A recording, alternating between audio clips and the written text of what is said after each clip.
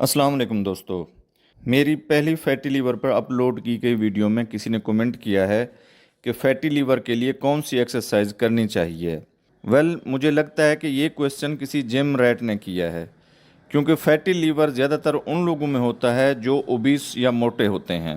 اگر وہ ایکسرسائز کرتے ہوتے تو فیٹی لیور ہونے کے چانسز تقریباً 70% تک ختم ہو جاتے۔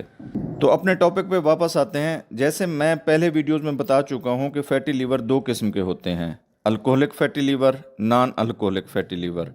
آج کی ویڈیو ان دونوں قسم کے فیٹی لیور سے جان چھڑانے کے لیے ہے۔ دوستو، جب آپ یہ جانتے ہیں کہ موٹے افراد میں زیادہ تر چانس ہوتے ہیں فیٹی لیور ہونے کے، اور موٹے افراد میں زیادہ تر چربی پیٹ، ہپس اور سینے پر ہوتی ہے، تو اس چربی کو ختم کرنے کے لیے آپ کو کون سی ایکسرسائز کرنی چاہیے ہے؟ Number 1، push ups.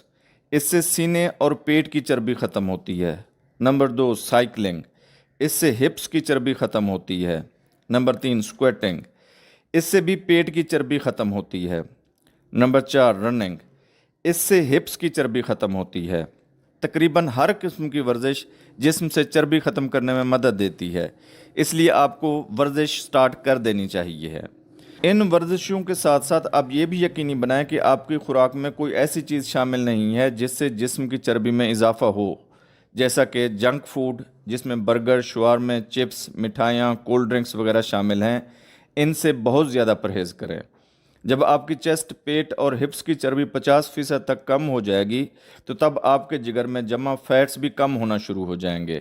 اس روٹین سے آپ بغیر کسی دوائی کے اور بغیر کسی فوڈ ریجیم کے 6 مہینے میں فیٹی لیور کو نارمل کر سکتے ہیں۔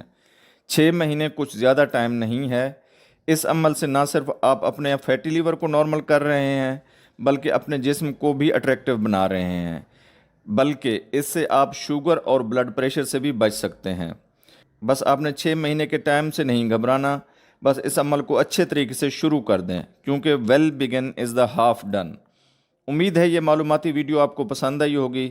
ہمارے چینل کو لائک، سبسکرائب اور دوستوں کے ساتھ شیئر ضرور کیجیے گا۔ شکریہ۔